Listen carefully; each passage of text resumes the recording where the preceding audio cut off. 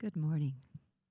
My name is Reverend Dr. Dale Olansky, and I'm one of the spiritual leaders here at Spiritual Center of the Desert. And it is my honor and my privilege to stand before you today to facilitate what I know is going to be a very heartfelt, meaningful celebration of life.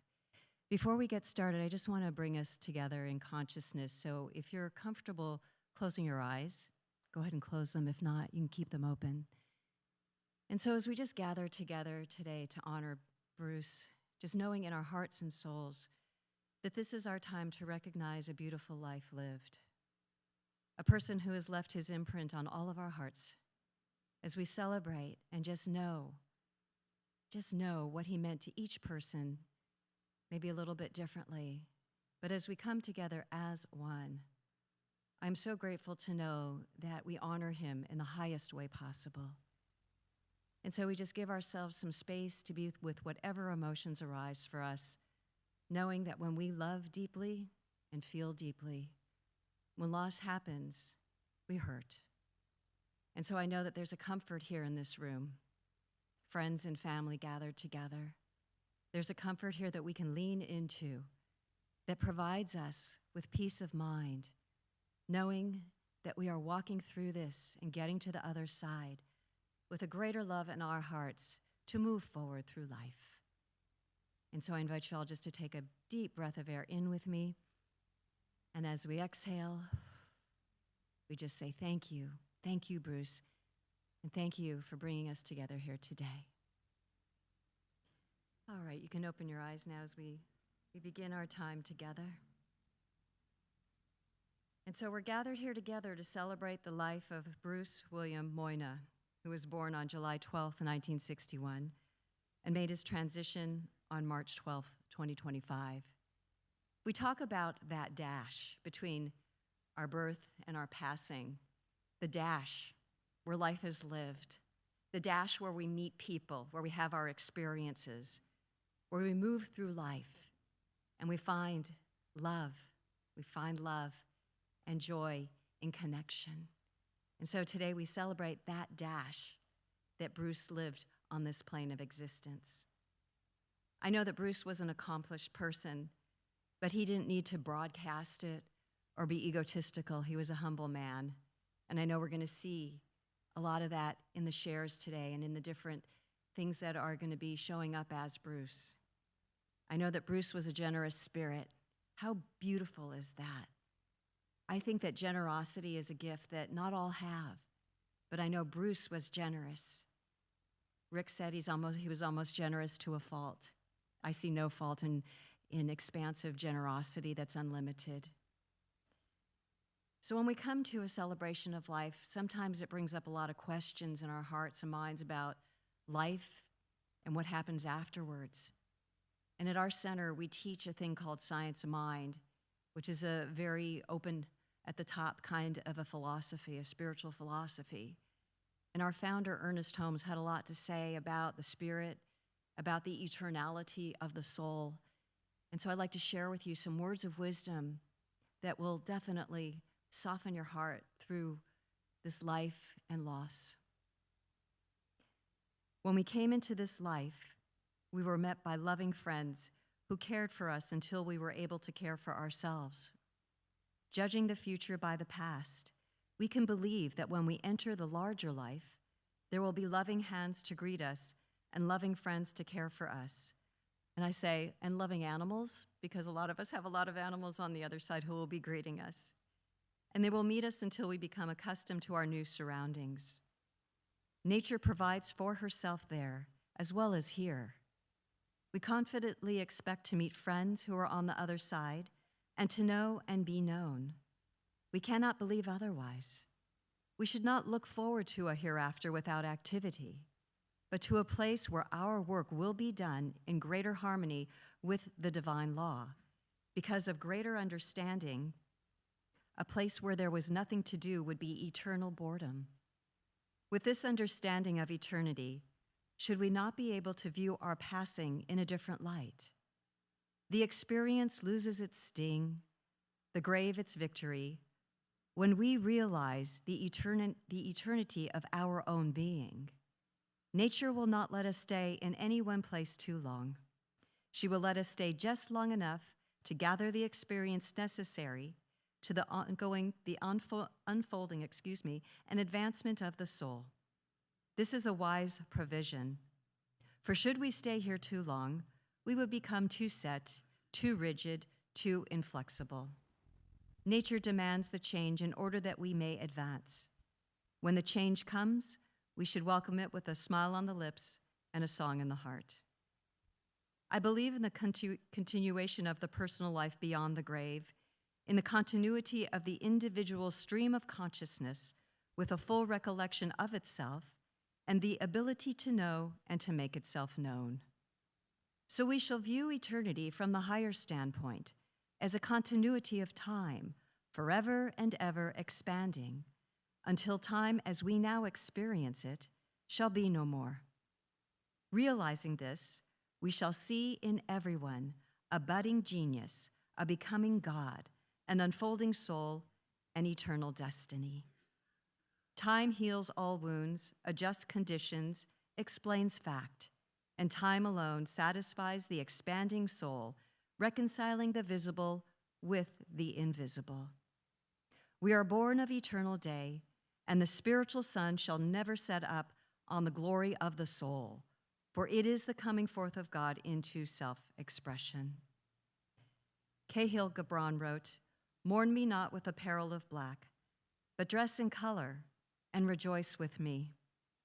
Talk not of my departure with sighs in your hearts. Close your eyes, and you will see me with you forevermore." At this time, I would like to invite Rick up to give the eulogy.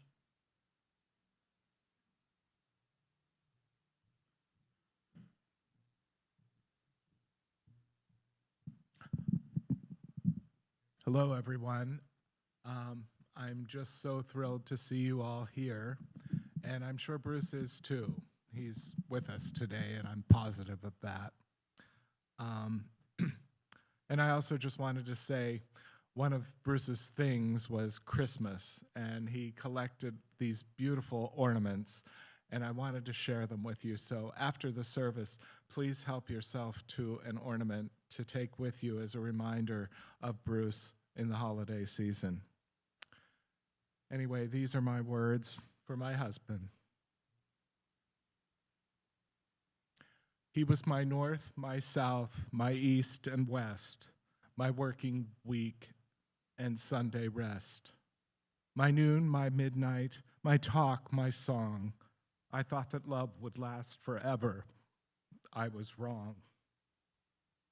Those lines from W.H. Auden's beautiful poem about grief and loss for funeral blues illuminate the place in which I stand, the place I want to linger, but know I must go on. I agree with those 4 lines, except the last one. Love does last forever. It lives on in my heart, in 1,000 memories, both profound and mundane, in shopping lists and quick 1, 2, 3 kisses before sleep that meant I love you, in a million touches, a million words, the whole sum of our experiences together as a bonded pair. Love does last forever, but now the notion is cold comfort. Those memories, those shared dreams, his very spirit stays with me, but cold comfort. Memories, spirit, and remembered love can't quite replace what I'm missing. His touch, his laugh, his whispers in the dark, even his admonitions. I'd give anything to have it all back. The good times, sure, but also the ones where we were angry with each other, caring for him in illness. The little heartbreaks we shared, like losing our beloved dog, Lily. What I'd give to have just a few more moments with Bruce. In coming up against the enormous pressure of writing this tribute, one word kept coming up over and over to describe my husband. your beloved friend or family member. And that word was generous. Bruce had such a generous heart. His greatest joy in love and in life wasn't in acquiring things, nor was it in any kind of satisfaction of his own needs, but in giving, giving, giving, in the pursuit of making others happy. He was generous to a fault. My birthdays and our holidays together were defined by his over-the-top gift giving. Liberace once said, "Too much of a good thing is wonderful." And I think my Bruce lived by those words. Those of you who knew him best, knew him well, knew he rarely forgot to commemorate a special date with flowers, with a shower of gifts. And even though sometimes I admonished him, saying it was simply too much, I couldn't do it full-heartedly because I knew how much joy it brought him, making the people and animals he loved happy, delighting them with a surprise, was the happiness that was central to him. He never expected a thing in return. His reward was always in the giving, not the taking. As I had the chance to give back to him during his nightmarish final battle, I did so knowing that it was always my honor and my privilege to care for him during this most challenging chapter. Sad as it was, I was glad that I was the lucky one who got to walk with him during his final steps along this bumpy road we call life.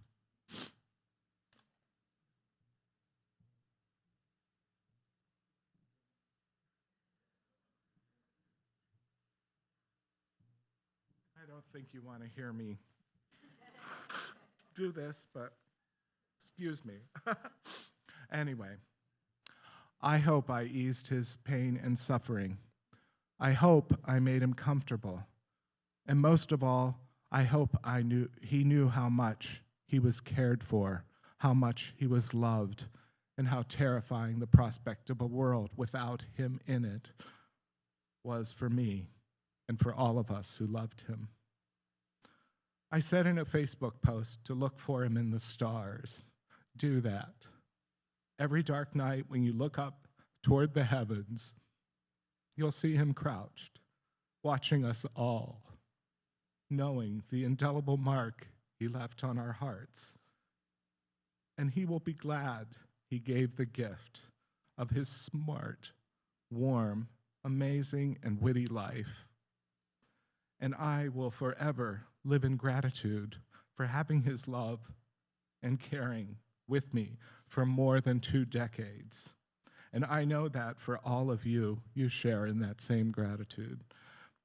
I close with a few words from a Randy Newman song I discovered only a couple of days after Bruce passed. Where is my wandering boy tonight? Where is my wandering boy?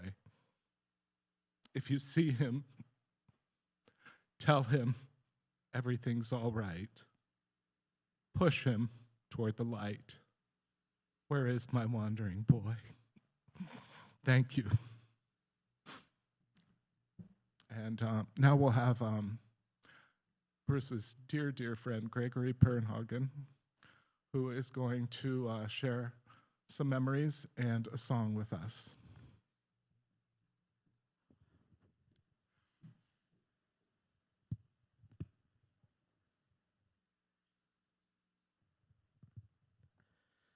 All right.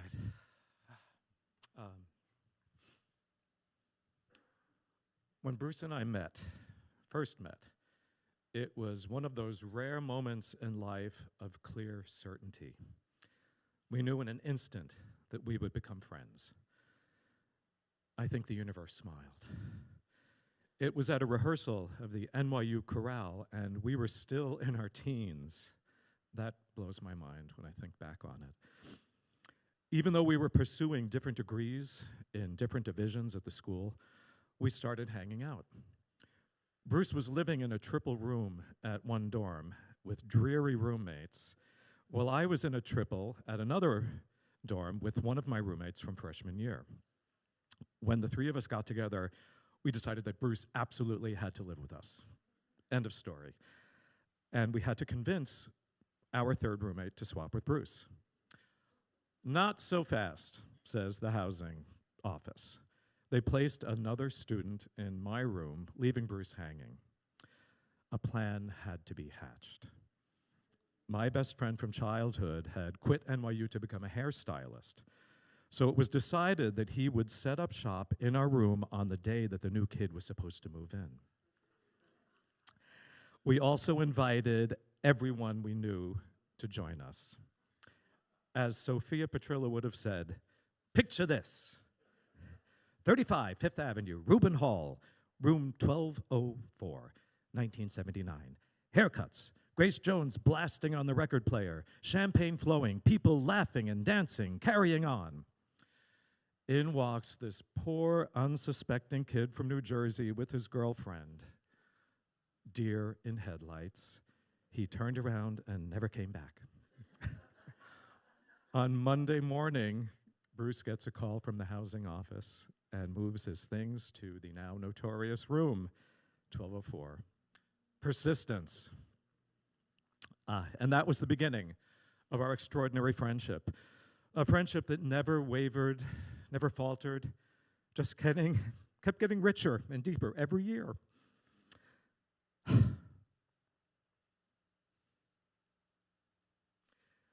We both loved so many of the same things, the same music, the same film icons, beautiful things, whether there were art pieces, clothing, architecture, and above all, our queen, Sister Boogie Woman, Lily Tomlin. There was also philosophy, great writers, ancient Egypt, and spirituality that transcended, organized forms. One of our favorite mottos was a line from the Blondie album, Parallel Lines. Accidents never happen in a perfect world. Unlike many college friendships, wonderful friendships that nevertheless fade with time and distance, we kept it up. Bruce invited me to visit him in St. Paul, where I met his friends and his wonderful family. And I stayed at 85 Cambridge Street, home of Bruce's legendary grandma, Elsie Jensen. Grandma deserves a whole tribute of her own. We adored her and she adored us. She had already adopted me as a surrogate grandson after our first phone call when Bruce and I were rooming. She started sending me boxes of cookies. And Bruce said, "You made the cut." That visit was magical. I went back to St. Paul several times, actually, including 2 visits with Grandma after Bruce had moved to Chicago, and he wasn't even in the city. It made an impact. Bruce came back to New York as often as he could, and I visited him at almost every apartment or house that he lived in. I always admired how comfortable he was, picking up and moving when the universe made it clear that a new adventure was awaiting him. I have joked with Rick that Bruce and Bruce have more address entries in my address book than anyone I've ever known. The Chicago visits were a lot of fun, and in the summer of 2002, I was fortunate enough to sing in a Philip Glass opera at the Goodman Theater, and I was living in Chicago for 3 months. Bruce and I were so excited. It was like we would have the opportunity to hang out like in the good old days. And during that summer, it turned out to be a very auspicious summer because Bruce met the man who became the great love of his life, Rick. And I was fortunate enough to be there at the start of their story. And it was such a joy to see him find a kindred soul to be his life partner. Accidents never happen. Bruce was one of the brightest people I've ever known, sophisticated, wise, and he was oh so generous to a fault. His taste was refined, but not fussy or pretentious. It was quality that impressed him the most. He kept what he called a gracious home and spread his aesthetic amongst everyone he knew. I'm so grateful to have so many beautiful reminders of him in my home, objects that he gave me as gifts. His gift for conversation was equally refined on every level, though he was also capable of throwing out choice words when the occasion called for them. Even though I can hold an imaginary conversation with him that would be fairly accurate, I will miss our chats and our phone calls that veered from campy repartee to weighty issues, all peppered with the in-jokes and allusions and references that were part of our secret language and code. Bruce gave us the nicknames Mirth and Mayhem. I don't think we were each meant to be only one or the other. We got to switch it around. On March 12th, I had a text exchange with Rick, and it became clear that my plan to visit Bruce in early April would likely not happen. While I was going home, I decided that I wanted to sing something to Bruce over the phone. As soon as I got home, I sang through the song twice to see how well I remembered it, and I immediately texted Rick to let him know about my plan. He texted me back instantly, writing that Lori had just told him that Bruce had passed while I was singing this song. And I believe that Bruce heard me, and I know that he'll hear me now. I will cherish my bosom buddy for as long as I'm on this plane, and I hope and I know that we will meet again in another realm.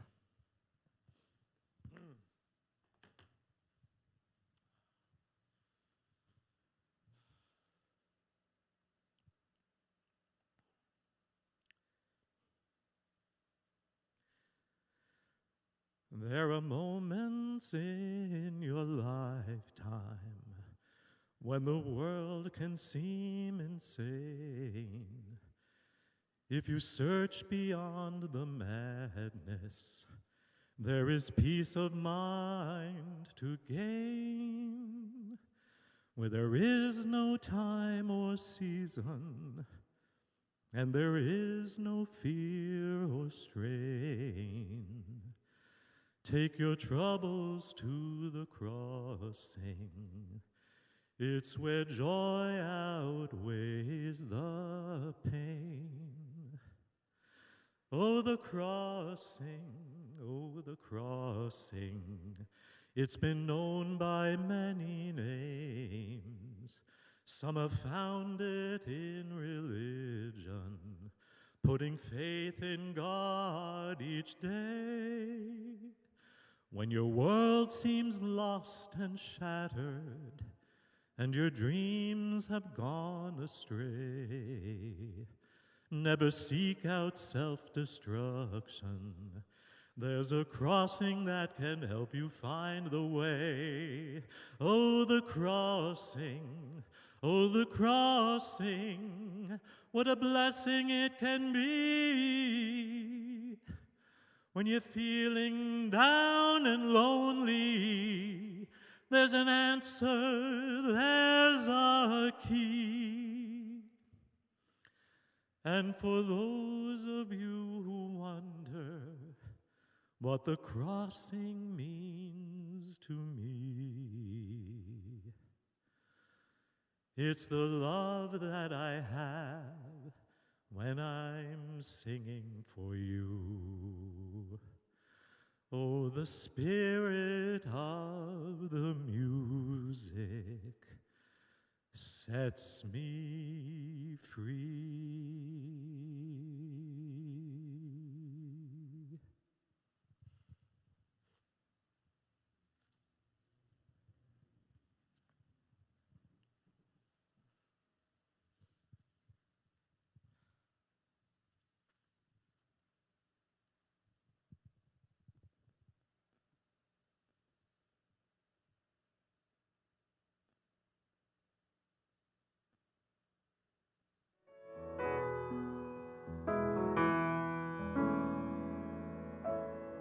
When you're weary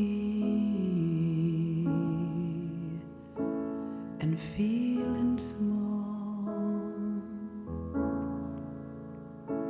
and tears are in your eyes, I'll dry them all.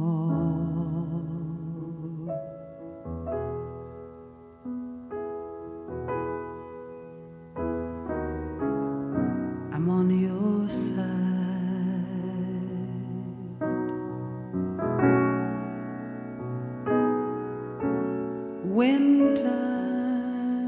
get rough,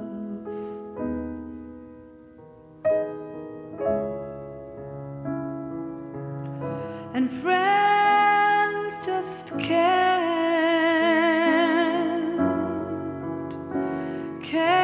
be found like a bridge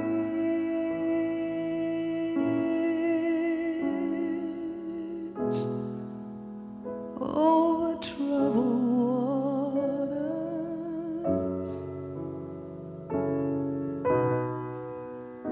I will lay me down.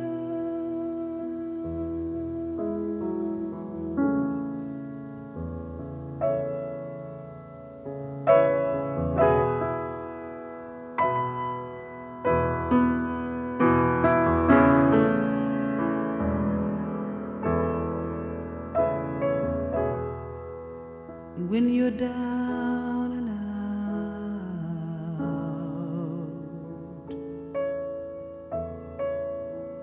when you're on the street,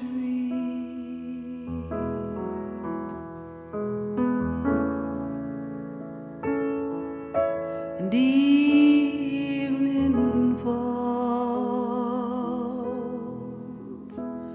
so hard,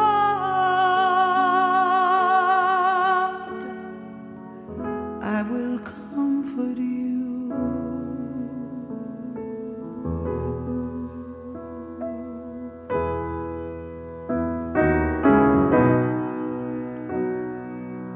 And I'll take your part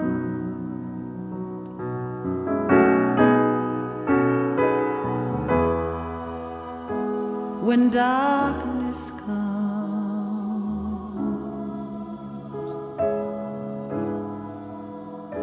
and pain is all around like a bridge over troubled waters. I will lay me down.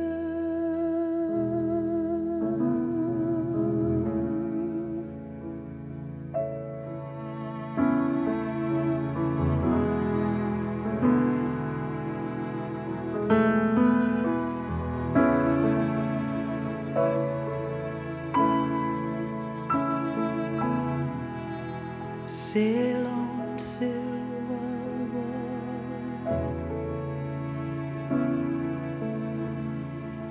Sail on by.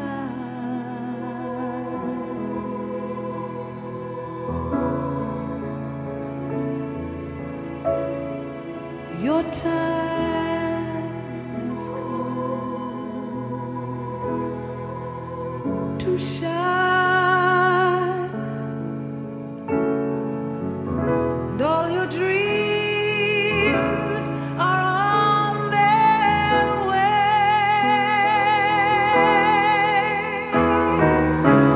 See how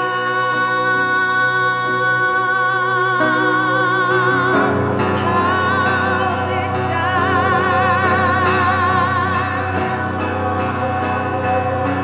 If you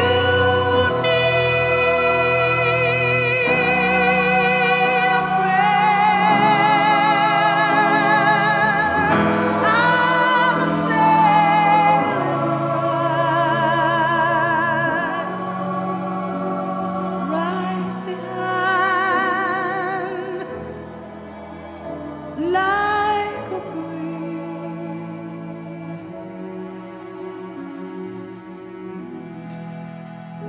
over troubled waters.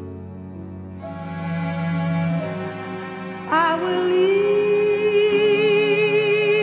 your mind like a bridge.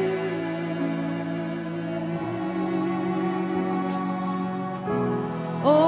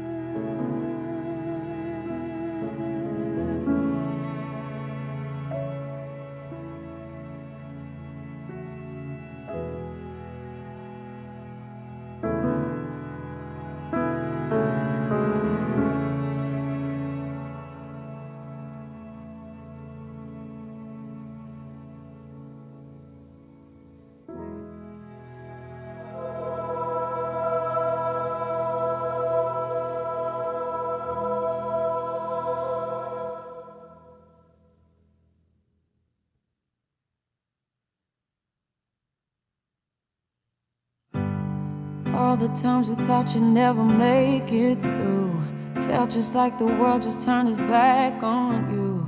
Didn't stop you. All the times you could have given in and given up, times you didn't know if you were strong enough. Still you got through. Somehow it's all part of the plan. The journey.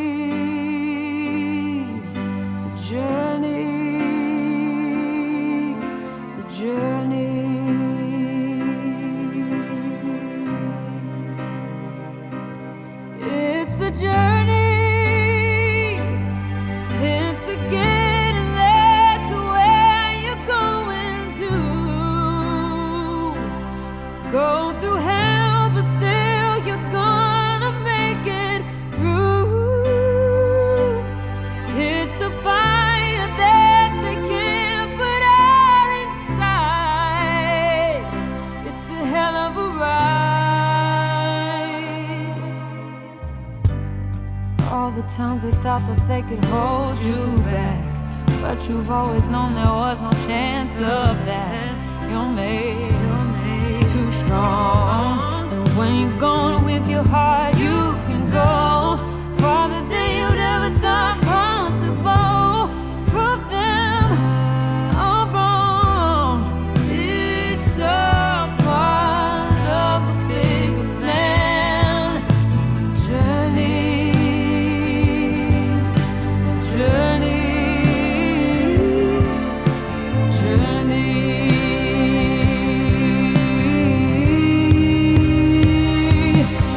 it's the journey. It's the getting there to where you're going to. Go through hell, but still you're gonna make it through. It's the fire that they can't put out inside. It's a hell of a ride.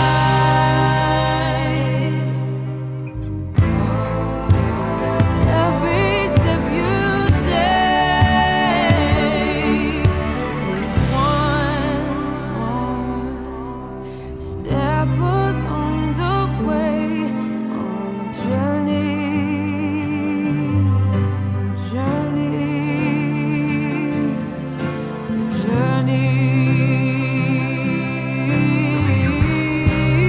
Yeah, it's the journey.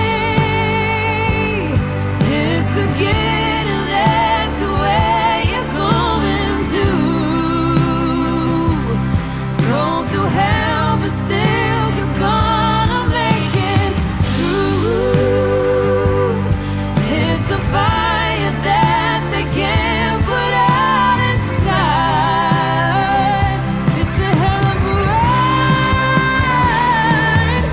It's the journey. It's the getting there to where you're going to. Go through hell, but still you're gonna make it through. It's the fire that they can't put out inside. It's a hell of a ride. It's the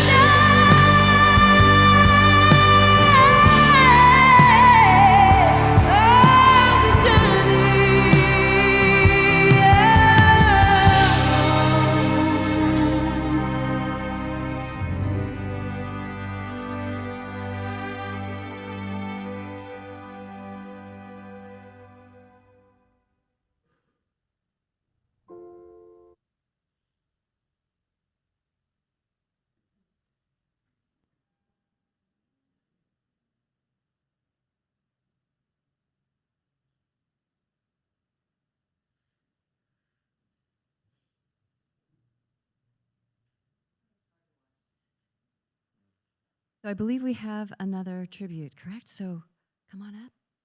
Who's our next? Angela? Thank you.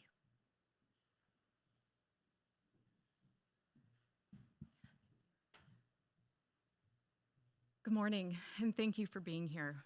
For those of you who don't know me, my name is Angela, and I'm one of Uncle Bruce's many nieces.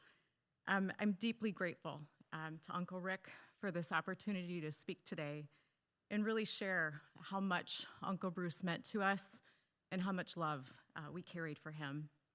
With me today, I'd like to recognize Uncle Bruce's father, William Moynagh, his stepmother, Mary Ann, his sister, Lori Moynagh, his sister, Kim Krenz, and my husband, Aaron Babb, who was dear enough to get us here safely today.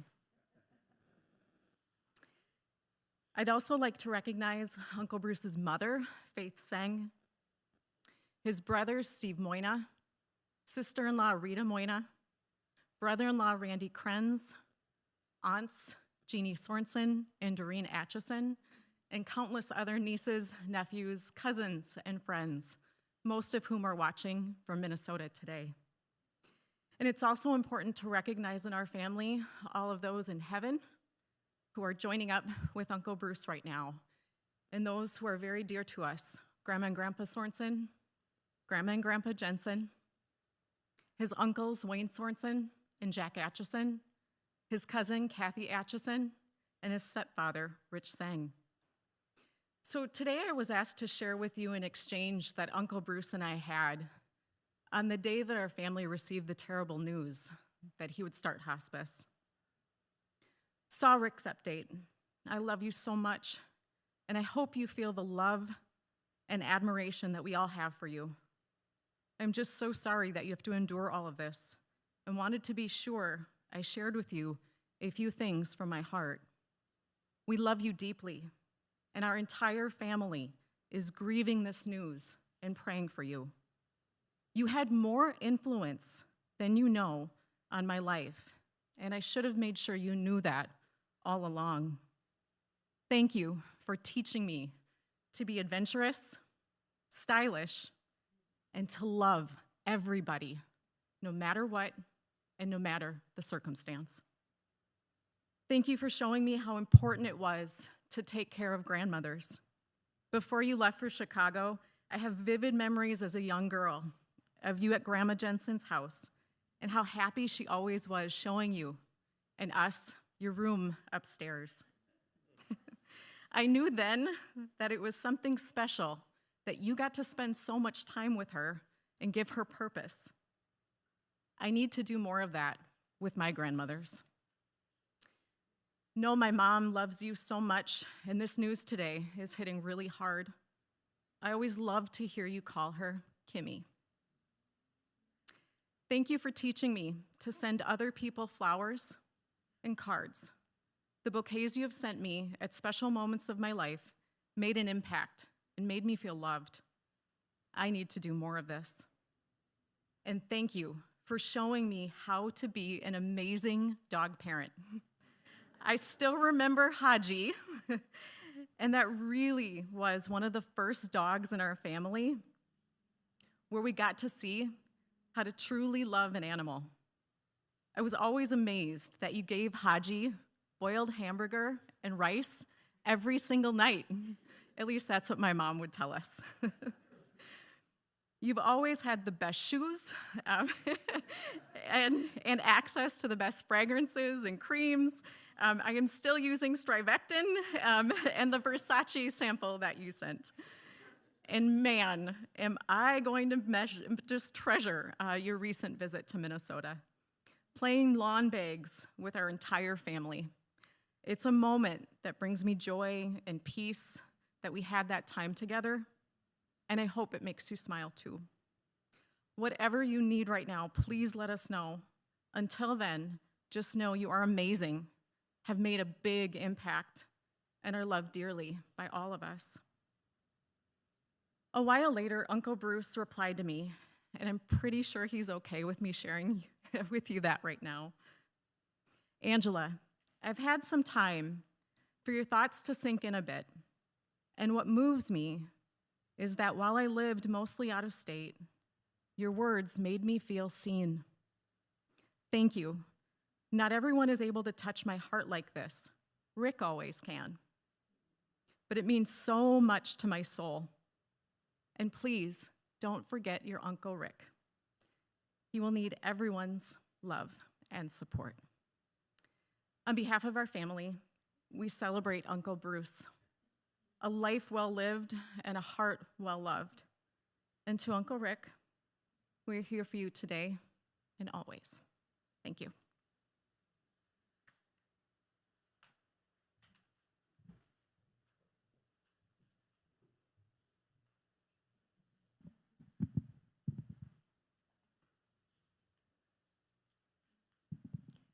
Rick, did Greg already do his sharing, or is there anybody else that has a tribute?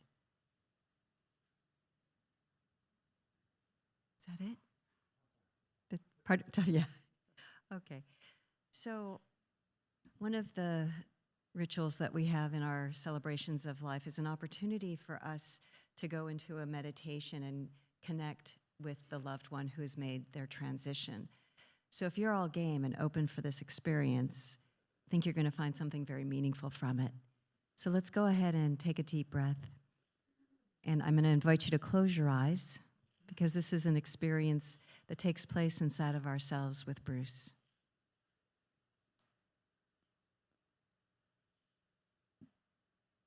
So in this present moment, grief and memories live side by side in our hearts.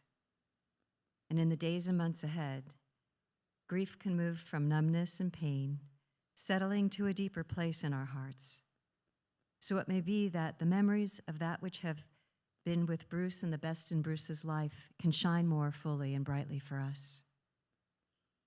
And so I invite you, in your mind's eye, to picture that you are standing in this beautiful green field, and you look around, and you notice that there's a bench, and Bruce is sitting in it. And he's right in the middle of this beautiful open field of grass. As you see Bruce, he beckons you to sit next to him on the bench. So you go over there and you hug him, and you smile at each other.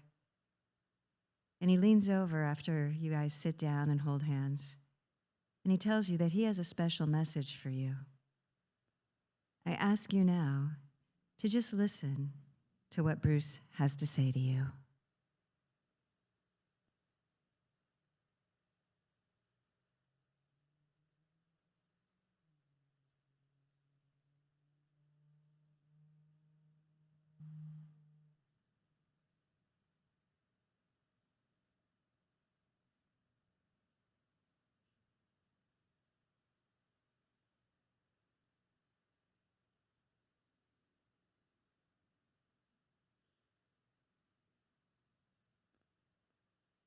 Now, Bruce mentions that he has something to give to you, and this will be a sign that he is near.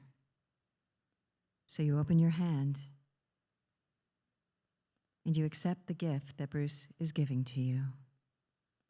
And you place it against your heart, and you say, "Thank you."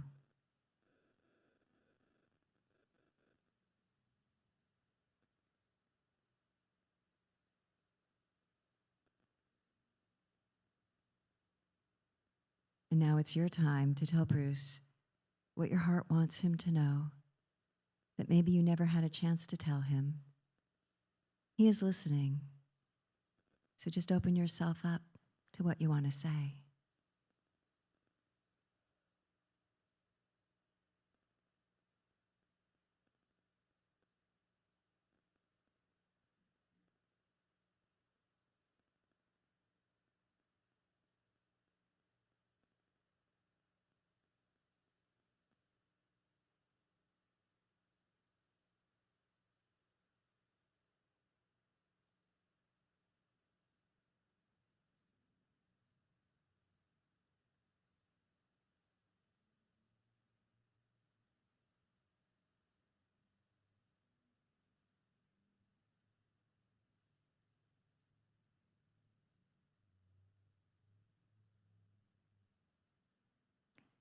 When you feel complete, and maybe this is actually an ongoing conversation you may want to have with Bruce, but at this time, as you bring your thoughts to a close, you look off in the distance, and you notice that there's a big hot air balloon close by. And Bruce tells you that the balloon is for him, and it's time for him to go. So you both get up off the bench and you hug each other and you say goodbye. Bruce walks over to the balloon and he gets into it, into the basket. And you send him off with love, watching the balloon rise up in the air, going higher and higher, as Bruce waves goodbye with a joyful smile on his face, because he knows he's going somewhere wonderful. And in your heart, you know that too. So you keep watching the balloon continue to rise so high that you can no longer see Bruce. And you just are left there basking in the energy of love. Because even as that balloon is disappearing, the love remains. So I invite you just to be in this experience right now and begin returning your awareness back into this room, grounding yourself, feeling present in the moment. When you feel that you're ready, just gently open your eyes and just take a moment for yourself.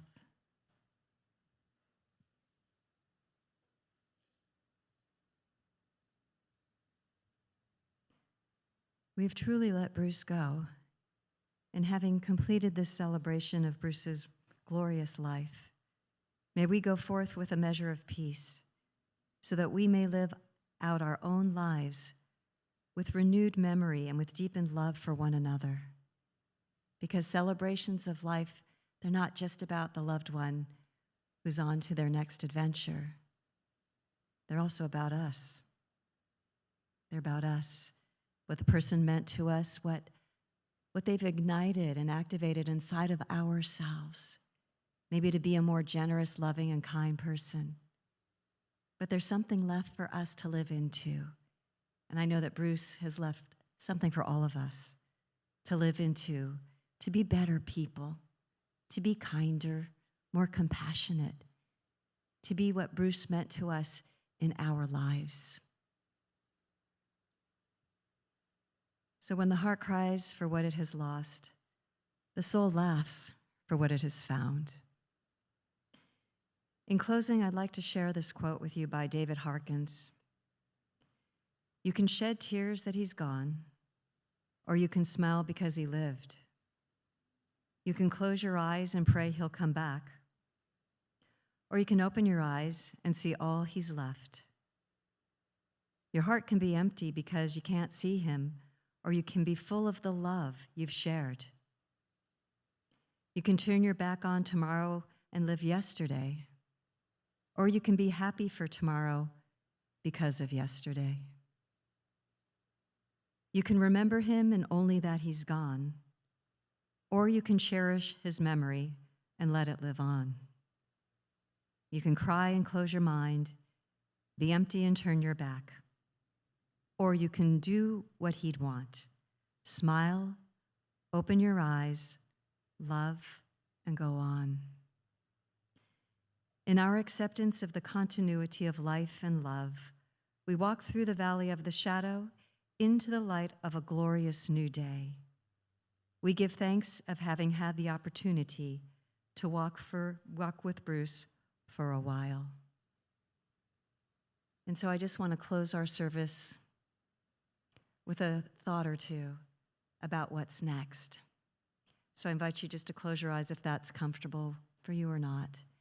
And just join me in this knowing, the knowing of the continuity of life.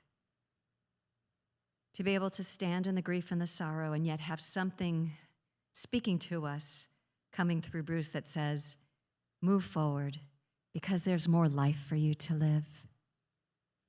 And so I know as we leave this celebration of life today, our hearts are filled up and overflowing with all the gifts that Bruce gave to us in his energy and it's in his life, in his consciousness. And we take it with us. And we honor him all the time.